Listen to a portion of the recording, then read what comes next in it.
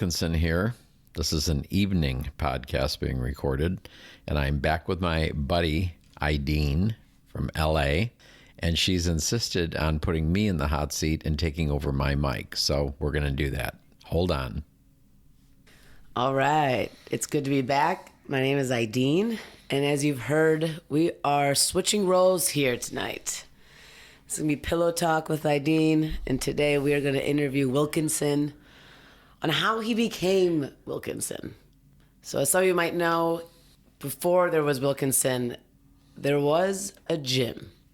And I'm assuming before there was a Jim, there was a James, but I met him as Jim, and I met you in 2016 in Seattle when I was couch surfing with my boyfriend. So I saw a very unique side of you. If you could just tell me right now, what kind of person were you in 2016? Who was the guy I met in Seattle? Well, that was prior to my 5 years of energy work, working with Mark Hullenstein down here, and prior to moving to Southern California, which is a big change for everything. I'd been on a journey for about 20 years once I came out, and so that's been a major growth process in that 20-year. But who was I at that time? I was extremely social. We talked before about having over 650 people in my house, international travelers. And by the way, people will say, why did you do that?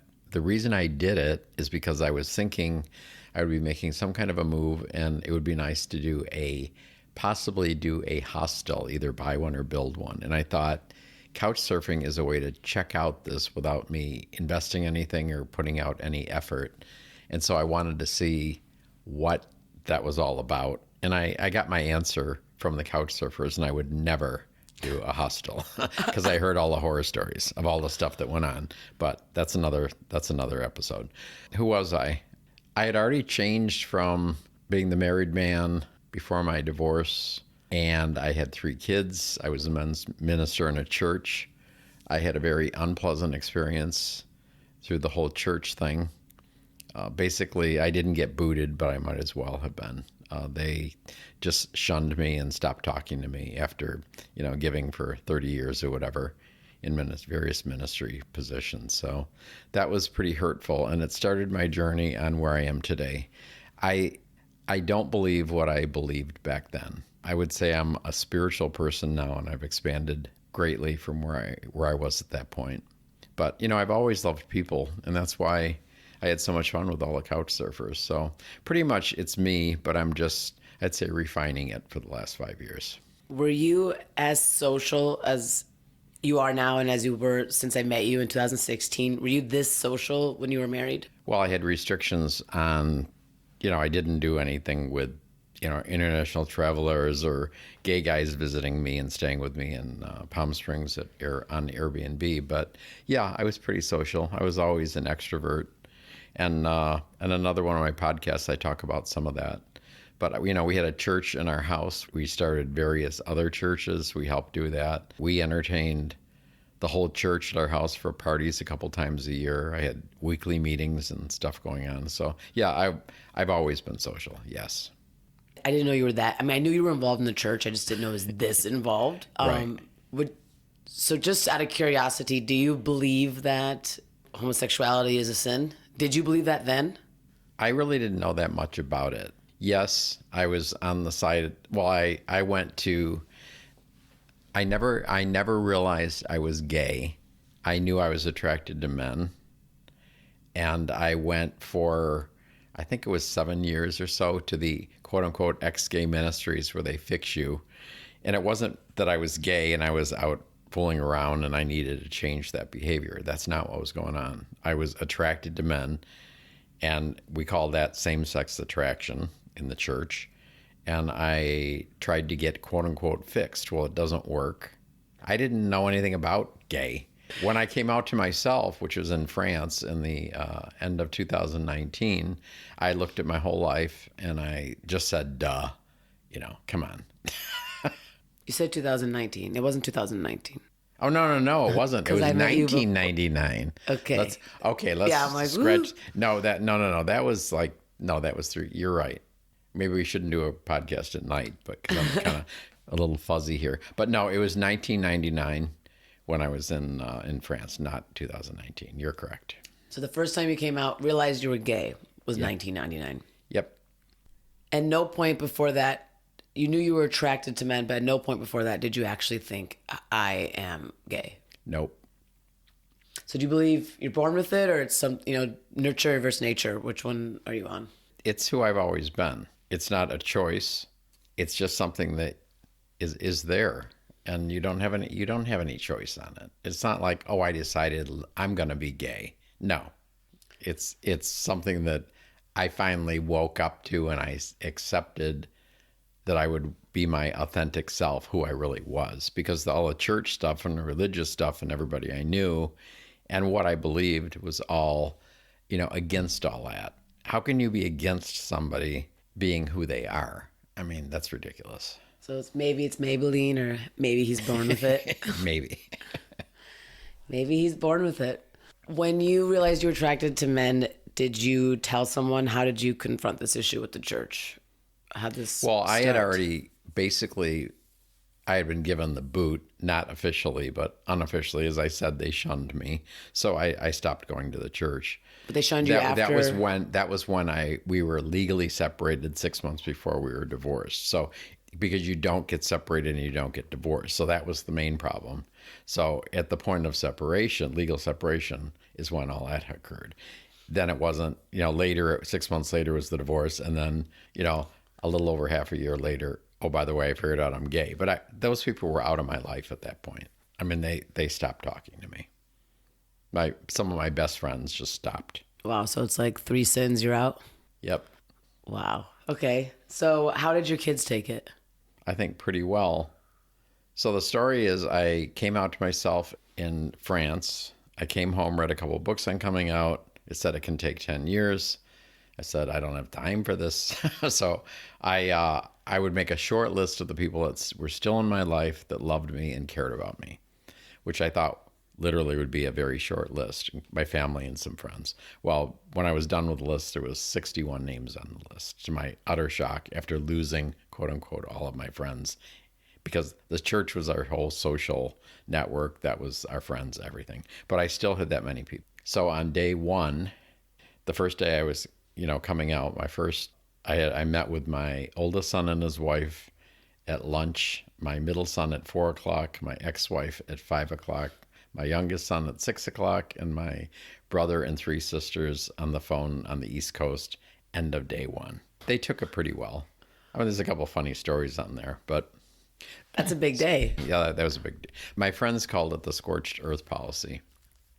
Jim and Jill they have a interracial marriage. So Jill is black, Jim is white, and I thought they would be the ideal ones to start with because, they've had some issues themselves with other people and things like that. So, and it went fine. Now they're pretty religious right now. They do love me. I understand that, but we don't see eye to eye on a lot of stuff, and so there's kind of an issue there. The other 2 guys are fine. Some would say that you're kind of lucky because you kind of had the best of, you lived both worlds. I'm not one to say it was the best, but it's kind of cool because you did get married, did the marriage thing, you have kids, you now gonna live on your genetics will live on. So, and then now you get to also dabble with men. In one way, it's kind of cool because not too many people can say they have all 3. Well, when I was in Seattle for 10 years, I belonged to the Gay Fathers Group. The Gay Fathers Group, basically middle-aged guys that are married, they have kids, and they discover they're gay, and they go through the process. It's a support group. They go through the process of getting divorced. For 2 years, I was the president. A lot of those guys damned the day that they got married. And how could I do that? And it's what you're talking about. I've got 3 great sons, and how could I wish that they didn't exist? I couldn't do that. Now, on the other side of the coin is, yes, I missed a lot. One of the first podcast interviews was with a couple guys from Seattle, 25 and 26. And I look at them, and that's what the podcast is about, because I look at them and their world is totally different from my world. That's just normal. If they fall in love, they're going to get married. They're going to adopt kids. That's the way it is. But that's foreign. That was absolutely foreign to me. And I just sit back and I wonder. I've got all these guys that come and visit me on Airbnb, and they're couples, and it's just normal for them. But that wasn't my world. That wasn't my experience. But again, what you said, I look at it, even though there's that kind of, I'd say, sad part of it, that I didn't have any of that. But yet, I had that life, and now I have this life. And I have something in my sons and that a lot of gay guys will never experience, and some would be jealous, but they wish that they could have what I have. So that's the other side of the coin.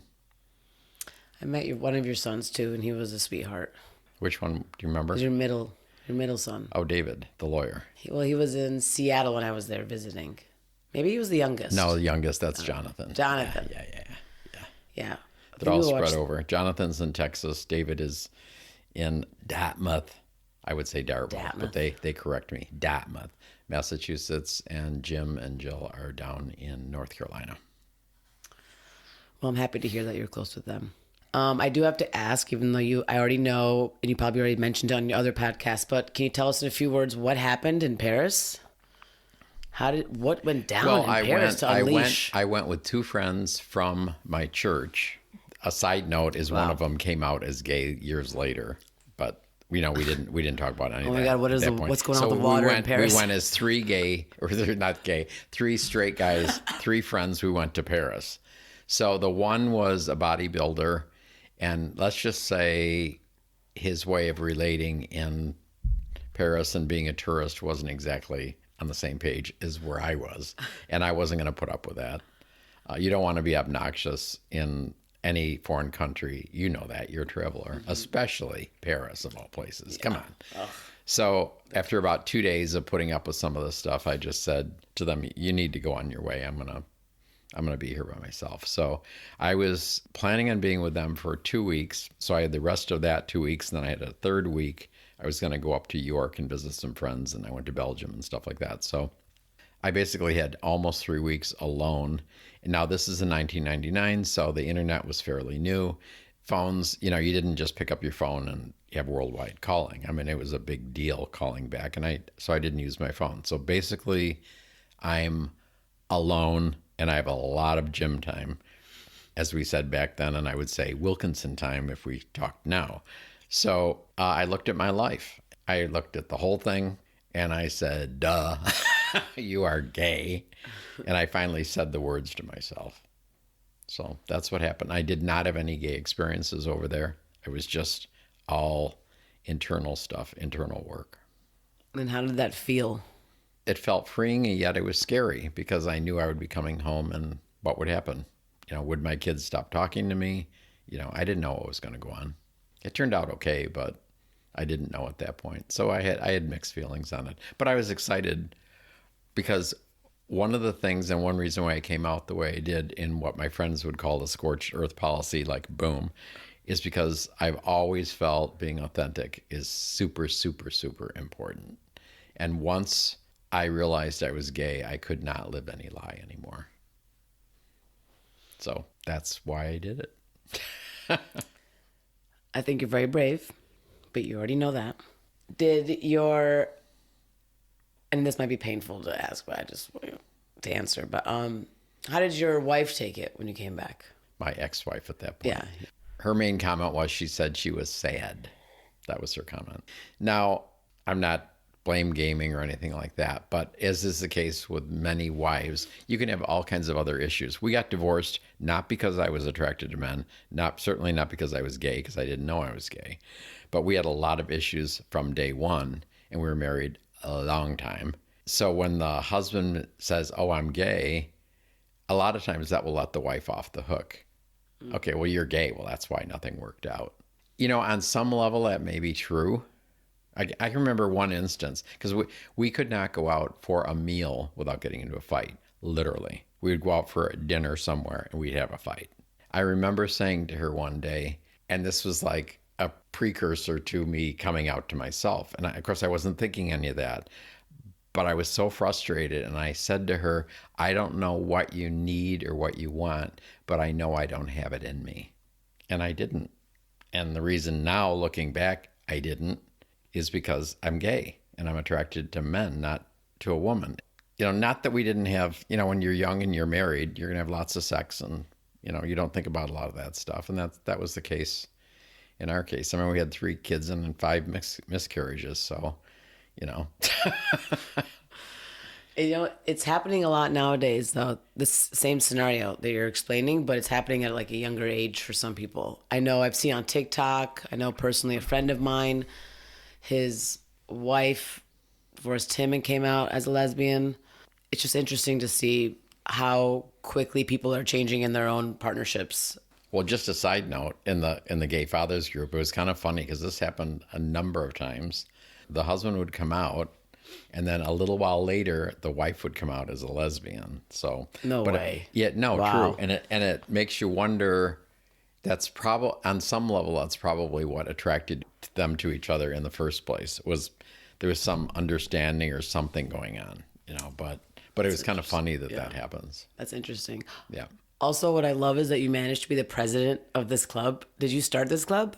No, and it was an association. It wasn't a club. It was a support group, kind of like AA, but it's totally so interesting. Different. There's so many support groups. There's a support group for everything. I'm learning these days. So you think there's one of those in every town, every city? Married men who came out as gay. No, who have children. There's no. I mean, there's support groups for everything.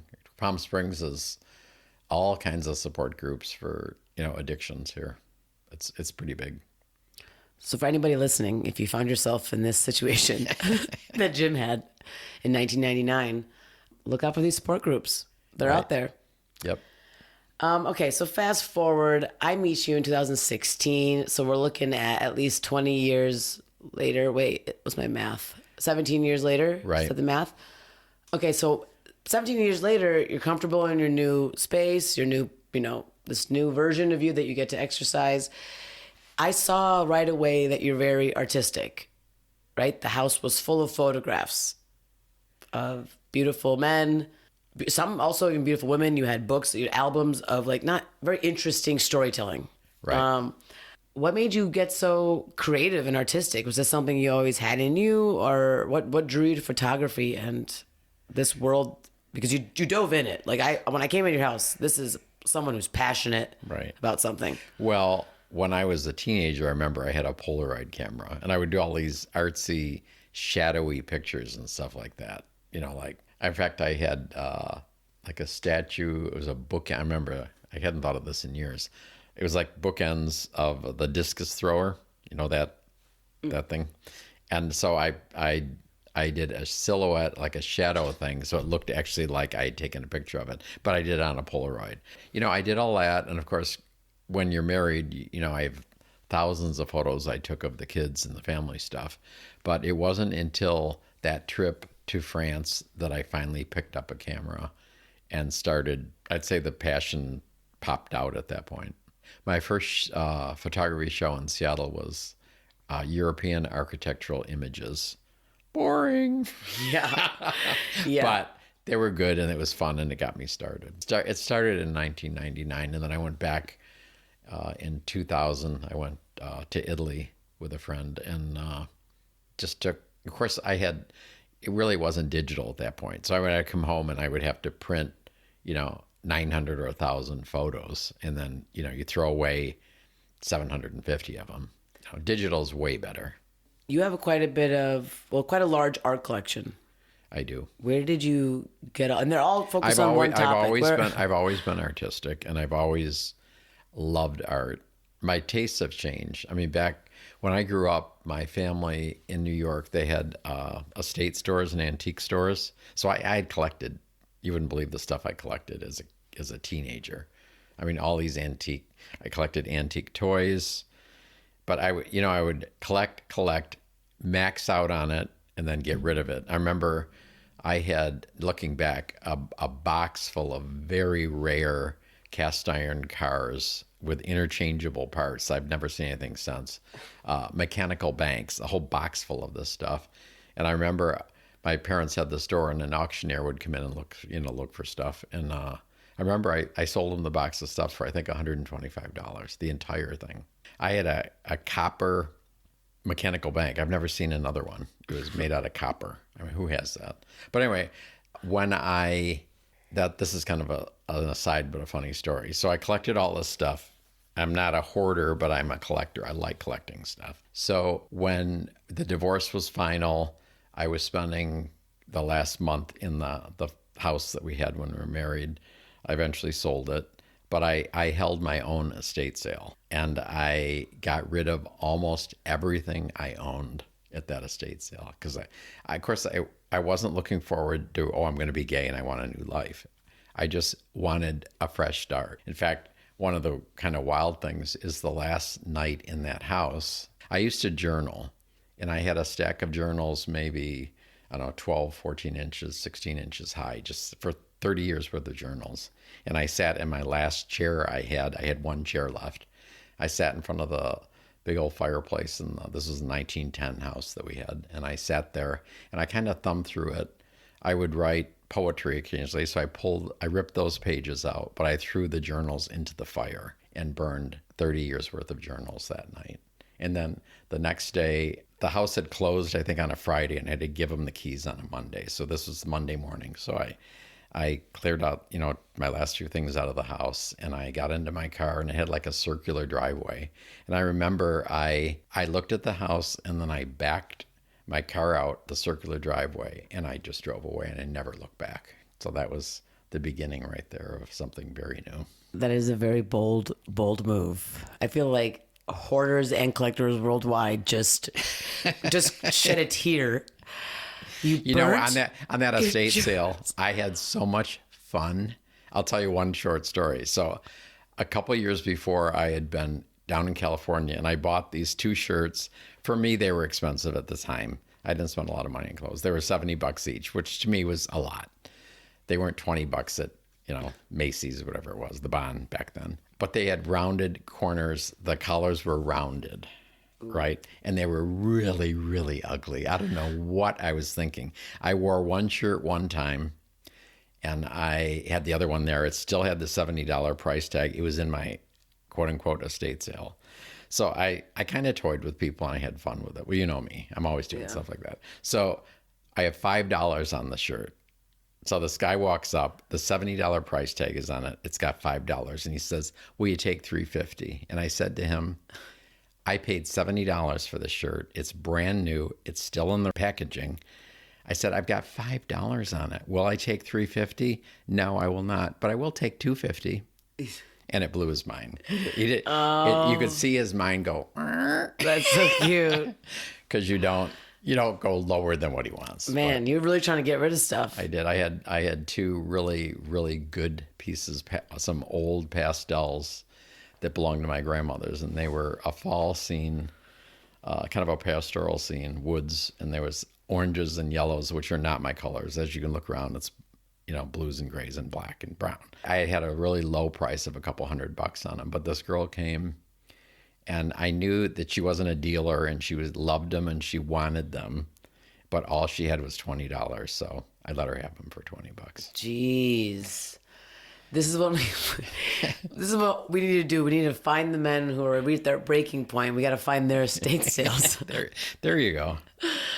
Wow, that's how you get the good deals, folks. It really does break my heart that you burnt your journals. I look back and I've thought about that, and I thought, why did I do that? But I don't know why. I didn't know it at the time, but looking back, I know why I did it. And it was a subconscious thing, I think, because when I was in the church and I was writing those journals, I was begging God to change me for all of those years. That was a step on my journey to where I am today. But I didn't want that anymore. And I didn't know why didn't want it, but I knew that I had to move on from that, and I wanted to get rid of that. And so I did it. I'm very happy for you. I do want you to know that, because I know it's not easy. Yep. And that's why I think, I know that when I first met you and you told us a story, and then we stayed friends, and then we saw you in California, I knew that, okay, this is actually a real friendship. This is a real connection. And like I said earlier, this is why I believe we bond, right? We're both kind of freaks of nature. And takes one maybe to know you one. more than I, but it's fine. That's for sure. Or me. But I know how hard it is. This past weekend, I went to a wedding, and my best friend has been struggling with coming out to his parents. And we're Iranian, and coming out as gay to Iranian parents is, Woo. yeah, it's worse than coming out as a comedian to Iranian parents. But no, my friend is a sweetheart, and he's been dealing with this. And he finally made a stance. He put his foot down. He told his parents that he's bringing his boyfriend this weekend, and he did. And sadly, his dad did not show up because he knew he was bringing his boyfriend. His dad did not show up, but his mom did. Now, his mom never looked at his boyfriend once, never said hello to him. So it was still really messed up, and it was hard to watch. But at the same time, I knew that was like the first step into like this becoming the norm. And so it was a really big weekend, and I was really proud of him. I don't know, it just makes me sad that this is still, such a big issue across all cultures and communities and groups. It's so messed up. I mean, it's 2022. Right. I feel like we've come so far. We're literally about to, like, in my mind, like, push a button and be able to travel through like space and time. Like, we're entering the metaverse soon. And we're literally, people are complaining about gays. Like, I just can't believe this. Well, and they're trying to reverse a lot of the stuff that's happened in the last 50 or 70 years. That's the bad part. Yeah. Yep. What's happening right now, and that whole thing, it's like that's just too painful to discuss without getting angry. So we'll stick to this one because it's something we've been dealing with for a lot of years. But yeah, let's not talk about that one. It sucks. Because I just get really angry. So basically, I met you in Seattle, and now fast forward, so that was 2016. Now fast forward, you end up moving to Palm Springs, California. What made you want to do this move? I mean, I can guess the cold weather, but what drew you to California? Well, when I was in Seattle before I met you, I was with my ex, Jeffrey. I wanted a change of locale. So Jeff said, well, you're not going to like Palm Springs. You'll like Phoenix. And so the first place we went was Phoenix. And I'm sorry if anybody's listening and they live in Phoenix, but, well, I'm sorry you live in Phoenix, actually. Exactly. but, it's like urban sprawl. It just goes on forever. It was totally boring. I didn't like anything about it. There was nothing I liked about it there. Then we came down to Palm Springs. I think 2010 maybe was the first year. And my friends, Glenn and Kurt, owned the house next door. I rented that house for us like 3 or 4 weeks at a time for probably 5 or 6, maybe 7 years. We came down that many times for 3 or 4 weeks at a time. And I absolutely fell in love with Palm Springs. So when I started selling my properties in Seattle, at first I bought this house as a second home, and I was keeping the one up there and going to go back and forth. And then I was going to go back and forth on real estate, get my license down here. And then things just, progressed. And I don't like the gray and the cold and the wet. And it's gotten way too crowded. It's gotten way too dirty. In real estate, the traffic is just beyond ridiculous with Amazon and everything there. What used to take me 15 minutes would take an hour to get anywhere. It was unbelievable. I think one of the click moments for me was I worked downtown in the high rises on Windermere Real Estate and the Wall Street office downtown. It was the holidays, I don't know, probably middle of December. And I'm sitting there, and I am the second car from the intersection. And I started counting, and the light turned, I think it was 13 or 14 times, and we didn't move one car. And I just thought, I don't want to do this anymore. I've got to start thinking about getting out of here. So I think that was the beginning of that. Are you happy with living here? I love it here. The community is really great. Have you fallen in love yet since being here? Yes and no. I would call him my COVID boyfriend, Rick. Ooh. And I truly did love him. I do love him. He's a good guy. But it just didn't work out. He moved down from Alaska. But, the good news about that is that we were together start to finish probably 7 months, and it was mostly during COVID. And going back to what you asked me earlier, have I always been a people person, an extrovert, blah, blah, blah? Yes. I would have gone nuts if I didn't have somebody here. Now, the other side of it is I would not recommend trying to get into a new relationship when you're locked down in a house 24/7. It's just not a good idea. Yeah. But it was good to have him. He's a really great guy. We just I think the bottom line is probably our energies didn't match. That's really what it was. But we're friends. In fact, I just bought his Jeep from him last week, and he's moving on. He's staying here. He lives in the area, but he wants to go back to nursing school, and so he needs to change some things. He's got like 3 vehicles, and he doesn't need 3. So I bought that, and it helped him out, and it helped me out. So I'm excited about that. I remember when you guys visited me during COVID. Oh yeah. Yeah, you guys came to LA. Yep. We hung out on my rooftop, 6 feet apart. I remember that. I remember the colorful T-shirt you were wearing, or the button down. Did we wear masks then? I guess we probably did. Or maybe we were outside. We were on my roof, and you were on the roof, 6 maybe feet we away. didn't. Yeah, we didn't wear masks. Apart. Yeah, that was fun. How'd you guys meet again? We met on Facebook in 2019, and then he wanted to be a model, so he came down for a photo shoot in, I think it was March of 2020, right before things started coming unglued. And then we hit it off immediately, like big time, probably the biggest instant thing I've ever had, and same with him. And he went back, and we spent 200 hours FaceTiming just to kind of make sure. And then he moved down here in, I think it was May or June of 2020. And then we were together till October. It's interesting. So it's not like Tinder or Grindr, it's Facebook. Yeah. It's always a platform. Isn't that funny? It is, because I don't know how you meet on Facebook. I've never online dated. I think the only person alive I've yet. I mean, I'm not saying I never will. Here's what's funny. I have couch surfed, okay? I've met you on couch surfing. I was willing to meet a stranger on an app and say, hello, can I please sleep on your couch? You never slept on a couch, by the way. That's true. You had a nice bedroom. Well, I slept on the ground on a blow up at your house. On a what? On a blow up. It still was a nice one with a foam topper, as I recall. It was nice. It was like a queen size. Yeah. So it's funny to me because I've never online dated, but I'm like, this makes no sense. Like, I will literally couch surf, but I will not go meet a stranger at like a public restaurant. Part of me is a romantic, and I've always just want to meet somebody, authentically. I'm kind of a girl in that sense. I'm a little bit of a romantic in that sense. But well, you don't sound like a girl. I know. Isn't it? You have a deeper voice than I do, almost. Why it's Pillow Talk with Ideene, Jim. There you go. I mean, Wilkinson.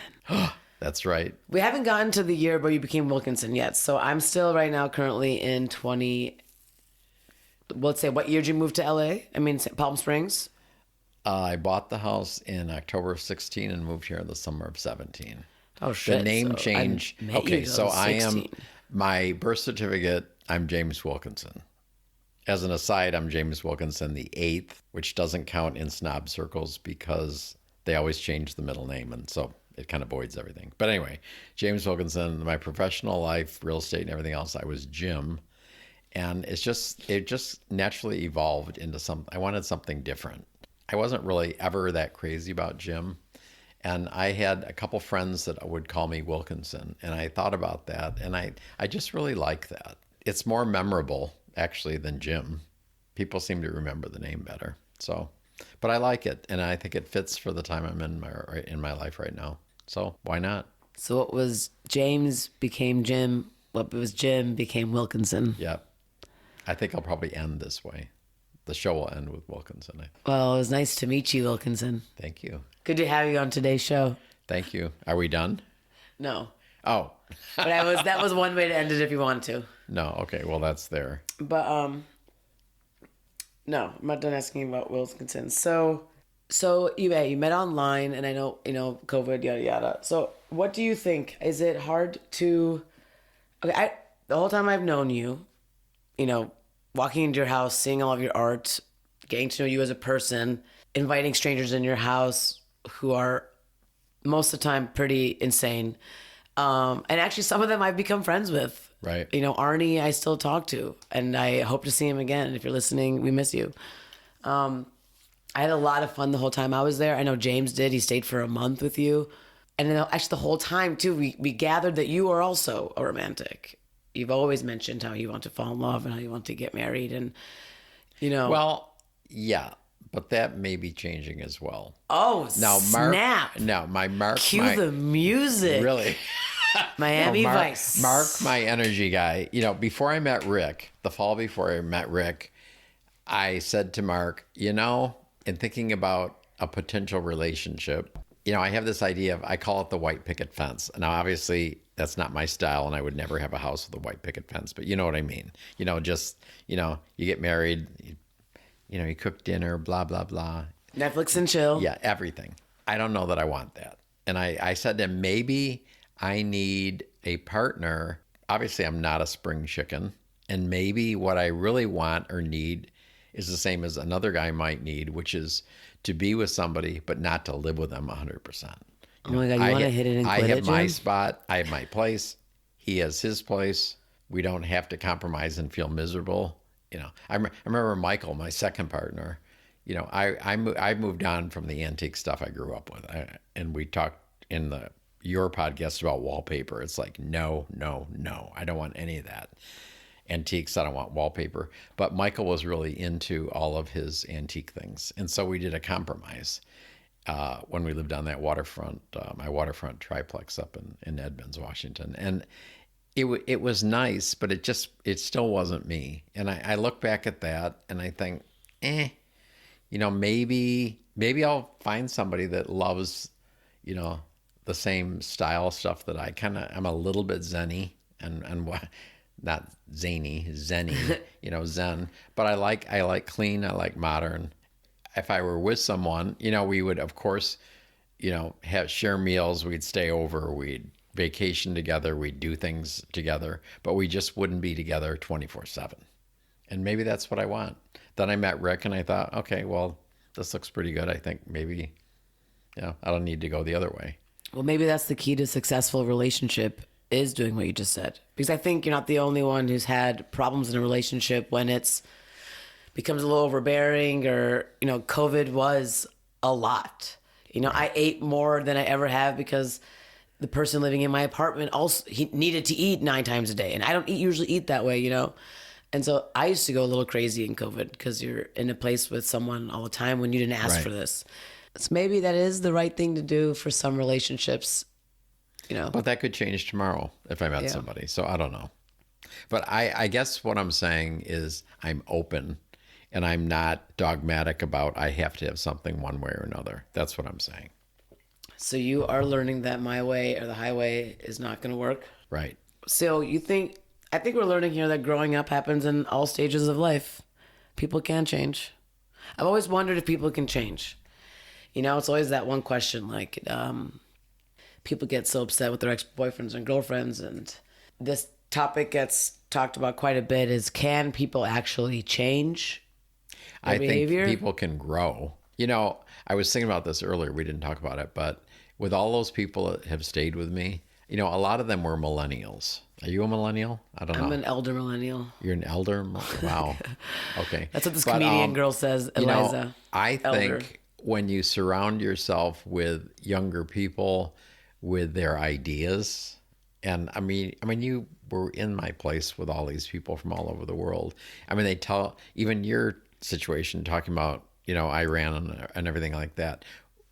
You hear all these stories, you hear about countries, you hear about cultures, the way of thinking, and it expands you. And so that, people say, well, you don't act your age. Well, good. I don't want to act my age. I don't want to sit home on a couch and watch TV. As you notice, I don't even have a TV in the house. There's, I think, one in the closet. I haven't looked at it in noticed. 6 months. I love it. So no TV. I mean, I stay active. I mean, I tell people some of the stuff I do, and they go, it tires them out hearing about it, literally. Yeah. Because I've got a lot going on. I know you do. Oh my gosh, I know you do. Honestly, you're motivating. Some people could talk about doing stuff, and I come over here and you have learned how to do it at the same time, fixing your entire house, your backyard, your patio, your bedroom, your floors. I mean, you're one-man band of jack of all trades, There you go. Okay, so I am a millennial. Just looked it up. It's 1981 to 1996. I am a millennial. Well, congratulations. But it makes me just laugh. This girl comedian does a whole bit on her Netflix special is called Elder Millennial because she's like on the cuff. Oh, wow. And I always laugh at that because millennials are creepy. No, they're not. But they're getting to, listen, I am totally with you. I understand you on the energy that the youth bring. I have dated younger men, as you know. It's one of my favorite things to do. And you know my ex-boyfriend. You saw how tasty and intelligent he could be. So I understand completely. I love it. I also, people always ask me, like, don't you want to date an older guy? This isn't right for you. You have to have kids. They have to have a job. They have to be this. Yeah. The younger kids also have jobs. And now we're finding the young kids are making pretty good money also. If you see this in the world that we live in with NFTs and all this nonsense. But also it's that by the way, fun. if you find a gay, I could go for a sugar baby here. Oh, shit, a sugar baby? Take care of me. Come on. Let's do it. Yeah. I'm looking for a sugar baby too. Yeah, hopefully that's the new year. It's all about sugar babies because they're fun. I'm with you on that. Sometimes I hang out with people my own age, and people my own age actually all have kids by now. All my friends have kids. So I'm already the black sheep and pretty behind on the adulting family life. Right. But I've probably done everything else experience-wise in the world. Now you can, 10%. if you feel like settling down, you can. Yeah. But unlike some of the others that, they went from high school to college, married somebody they knew that was in their circle. They've got 4 kids now, and, they're going to go through their life and they're going to check out, It was funny when I was in real estate up in Seattle, it just blew my mind because people worked at Boeing. And I would say, well, I need to come and, it was before DocuSign and that, but I need to get your initial on this change on the contract, on the house they were buying. Well, okay, you can come. My break is from 10:27 to 10:32.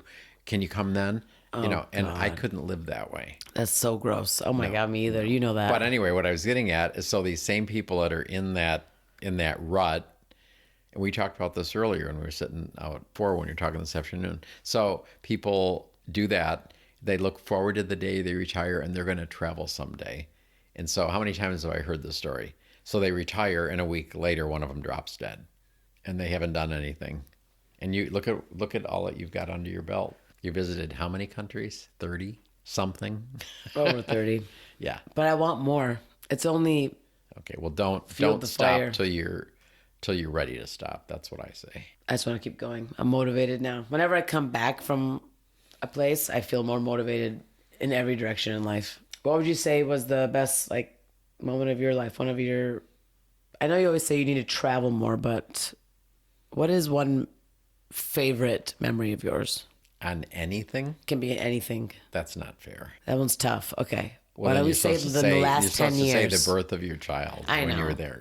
Okay, yes. But I know how much you love those 3 boys. If they are listening, I want you to know he loves you very much.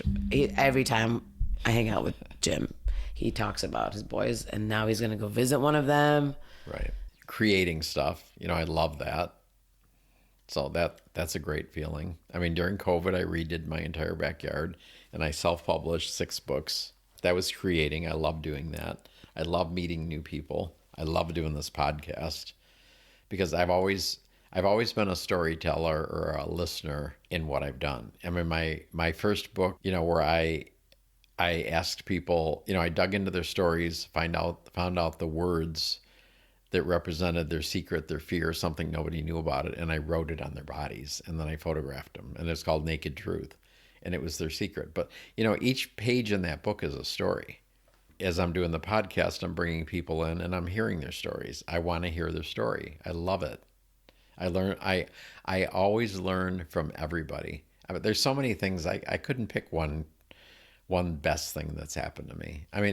It's the best time every time somebody new comes, because the universe always brings the right people to me at the right time, and I learn something from them. And we usually have I'd say 99% of the time we have a blast with people that stay here, and now it's Airbnb. It's not couch surfing. But the friends I meet, the people I'm interviewing now, I'm doing interviews on this myself. Now you have me in the hot seat today, but I'm interviewing people, and then they say, "Oh, my friend has this story," and I go, "Oh, great! You give me their contact info, and then I talk to them. I have them over. We sit and chat for a little while, and then we just come into the interview cold. No, I had one guy today say, send me the questions ahead of time. Well, I'm not going to do that because I don't even know what the questions are until I sit down with them. Yeah. Just like you're doing right now. Yeah, pretty But much. you've been mulling this over for a while because you wanted to, well, just for the listeners. So Ideene wanted to bring a crew and video me with my couch surfers for a TV pilot, for a reality show. And I don't know if we want to put that on here because we might do it someday, but Jim's house. there you go. Yep. Never, I always say never a dull moment here. There are very few dull moments. Yeah. No, I'm keeping it PG rated because that's what Wilkinson told me to do. But Right. I can make this R real quick. Well, let's not do that. I'm keeping that for my next host switch flip. So for now, we're keeping it G rated. But I like that. I like that answer. It really is a lot of fun hanging out with you. So I know that was a tough question. Amongst all the things that you do, which you do a lot of video, you do a lot of photography. Right. How is it that you jumped from being this man of the church, father, husband, not realizing you're gay until, I don't know, you said 1999. But, you know, your topic and focus is men, right? Your brand is... Well, my photography is primarily, I do have one book of women, though. You know that. Yeah. And I have a couple other ones. One I did, I rode my bike when we first went into lockdown in Palm Springs. I rode my bike around Palm Springs because you could go out and quote unquote recreate, you know, away from everybody. And I actually took all the photos of the town absolutely empty. I did it on my cell phone and I processed them and put them into a book. And it's a really cool book. But that's not men. That's just something different. Yeah.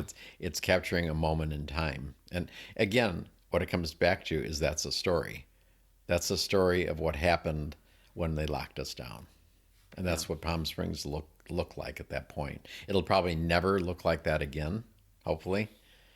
But for that moment in time, I think it was April, that's what it looked like. And so I caught that story in that book. Can you find that book on your website? It's on Blurb, It's on B-L-U-R-B. Blurb. It's self-published. And I want to do something different. You know, what do they call it? NFTs? Yeah, well... I've got hundreds of thousands of photos and projects and stuff. And I think I'm going to put something together and I'm going to explore that. That's one of the next things I want to do. I think if you added a bunch of your current ones, but if you added all those together, you can make a mural and make that an NFT. That's an idea. So it's a collection of photos, which is an NFT. I've seen some girls sell this online. How much? Well, she put it up for quite a high bid, but she has a lot of followers on YouTube. But what I was trying to get at is you kind of dove into this passion and this all-around persona pretty deep. You know, I know a lot of my friends are gay, but not all of them are as passionate about it as, like, you have male photos all over the house, but they're art. No, I actually don't. But if someone were to come here, I art. don't. We're actually recording this in my bedroom suite, And 'Cause those are beautiful. But there's one photo in this Well, room. since that I've I known you, took the art has that I graduated. took. Yeah. Like, we're looking at some beautiful male art against. Right. But there's not much back here. Yeah. And I pretty well, I call it de-gaying the house. So You're de-gaying the I house. de-gayed the house, yeah. So See, I know you there's wouldn't- stuff back here in my suite, but that's about it. But, you know, I was thinking about something. You asked about when did I become creative? And I thought of another aspect of it. The house we're sitting in right now, this is my 23rd remodel of a house. Wow. And so when I was married, I think that was primarily my creative outlet, was buying places, having a vision for them, fixing them up, and then selling them. So, you know, eventually. So that, I think that was my primary creative outlet when I was married. You've done an epic job with this house. Thank you. You literally you do not stop.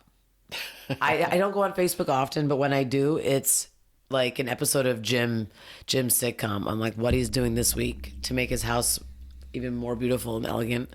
Except starting in last October, I stopped posting my life on Facebook. I don't do that anymore. I will occasionally post something that's happened, and I'm putting the podcast info on there. But I came to a point where social media, I was pretty well done with it.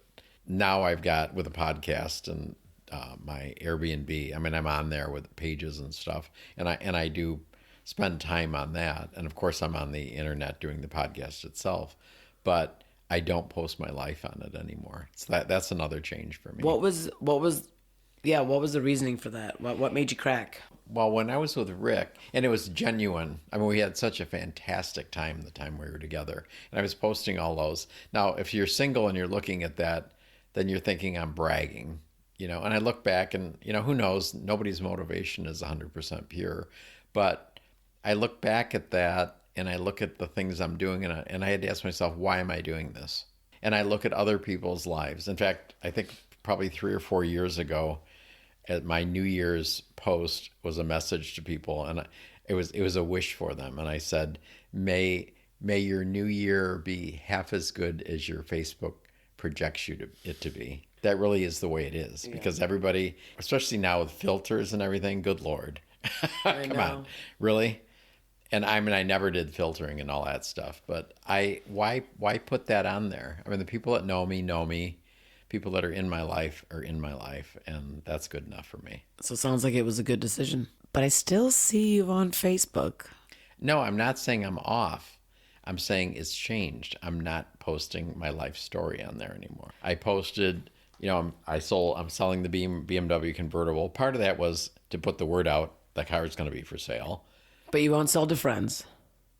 This is what's confusing. Well, no, but friends have friends. You don't want that car. No one. I'm not selling a used car to anybody I know. Not close. But someone you know sold you a used car. That's different. See, I'm just going to point out how Wilkinson is a hypocrite. I knew the vehicle. Yeah, I know. I'm a hypocrite. You are. Rick sold you this car, and you won't. That's a lover of yours and a friend, and you are ex-lover and friend, and you won't send. I asked about your car, and you were like, no. I'm like, wait, but that's not fair. And you said no. Wilkinson. I don't want to deal with it.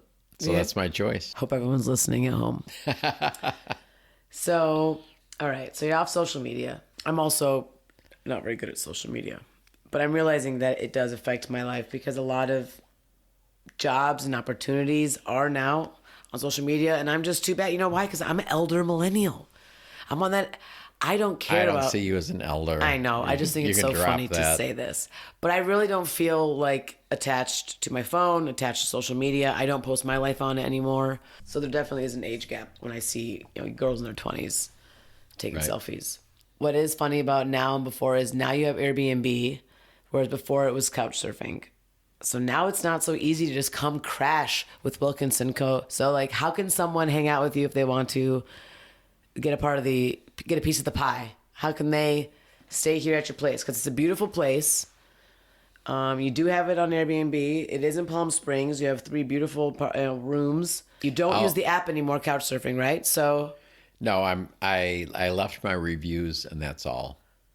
But you're leaving everything behind. Facebook, Instagram, couch surfing. Wilkinson is like, bam. Yeah, bam. Yeah. Yep. Forget Jim. Jim who? I'm gone. Yep. F you, F you, F you. I'm out. Shh. Don't say that. We're going to be G-rated. I kept it G. Okay. All right. But that's like what happened to Jim? People change, people progress, people grow. That's just part of the process. That's all. That's the way I look at it. I think you're ready for Burning Man. Could be. If you're setting journals on fire in 1999, I think you're ready to go. I'm ready to go. I don't even recognize you anymore. This Wilkinson, guys, he's a new person. Well, I've met a lot of interesting people here, and I've spent, especially during COVID, I've spent dozens and dozens and dozens of hours listening to different podcasts. I've learned a lot. There's a couple favorites I've got, and I've learned so much from them. And I think it helps. If you have an open heart and an open mind, it helps you change, which is what I want. I always want to keep growing upward. You have been doing that. Every time I meet you, you have a new skill that you have learned. I think it's editing photos, editing videos.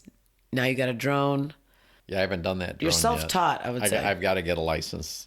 I need a mini pilot's license, I guess, for those. But I know you don't do it, but I follow the law. Some of us don't. Do you follow the law? Yeah, Jim do. did. Jim followed the law. I'm not sure about Wilkinson, though. I don't know about the drone thing. We'll see. I think I can get a license on that. It's fine. I can't be filming here, huh? Nope. You used to have this no clothes policy outside your house. No one could wear their clothes. Is that still active here at the I never Palm had Springs that policy. residence? I have a clothing optional, and I only have guys here. You're the exception. Me and my friend got topless last time we were here. Excuse me. I thought it was supposed to be my interview. You're making me keep it G-rated. All right. Well, right. what I was going to say was that if anyone does want to visit Jim's house, I will put the link for my Airbnb.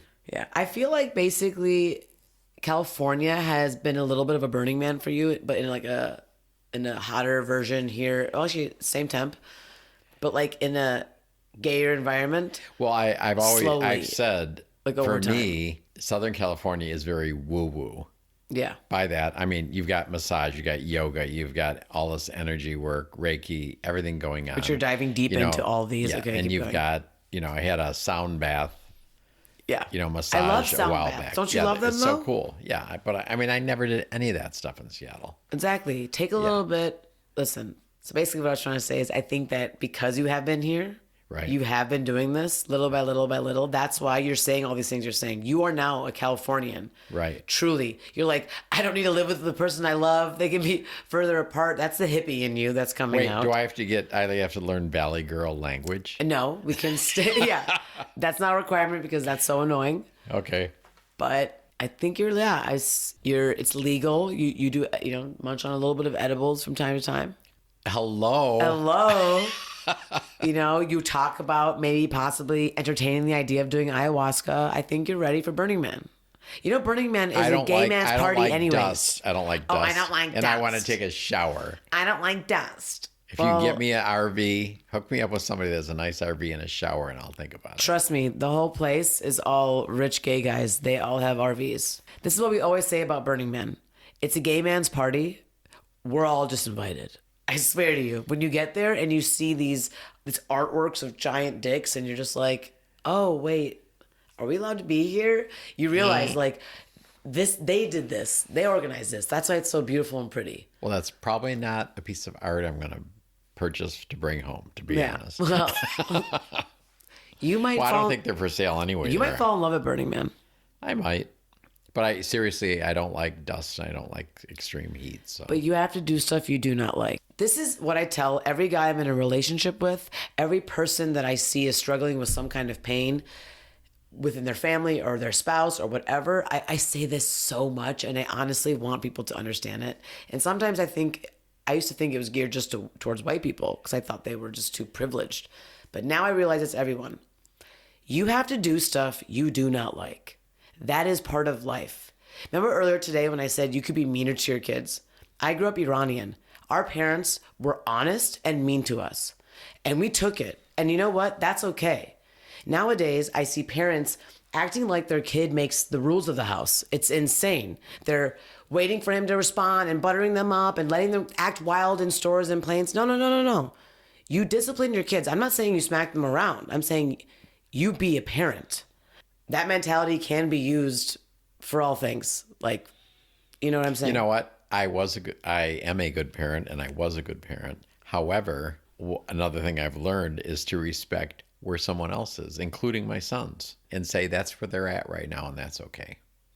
That's where I'm coming from on that. I don't need to foist my opinion on them. Yes, I should tell them if something's affecting me, and that happens. But I'm saying I don't need to be dogmatic about anything and tell them anything because they're all adults.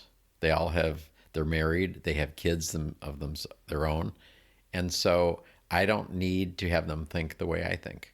They don't have to do that. That's true. And that's a beautiful way of thinking. But back to the actual motto of this thing is that people need to do stuff they do not like to do. You do that stuff for your spouse. You do that for your children. You do that for truly everybody, right? Do we like going to school when we're young? No, we have to do that. Why? Because that's what our parents want us to do. Yada, yada, yada, yada, yada. Over time, this theory applies towards everything. Seriously, I've done so many things I don't want to do. To go to Burning Man. Yeah, you don't have to go to Burning Man. But if I have to listen to my boyfriend tell this boring story for the whole time, I do it because you're like, I love them, it makes them happy, Right. let's do it. I get it. So anyway, go to Burning Man, stop complaining. I don't like sand. Oh my God. Anywho, I think we're running out of time. All right. Well, thank you So for you gotta being wrap- on you my gotta show, wrap- Wilkinson. I know you got to wrap this up on your show. Thank your you for being show, on my you're show. like a yacker. Good Lord, this is longer than any podcast I've ever done. Well, I'd like to ask 20 more questions. However, they're not PG rated. So let me know next time I think Wilkinson in 2 more weeks is going to be a little more open. I see that it's getting wider and wider as the year goes on. So I'll catch you at the end of the year. We'll see. I have a good feeling about it. All right. Well, thank you for opening up. That's all I asked for. Thank you for putting me in the hot seat. We'll see you next time. Okay. Love you. Love you too.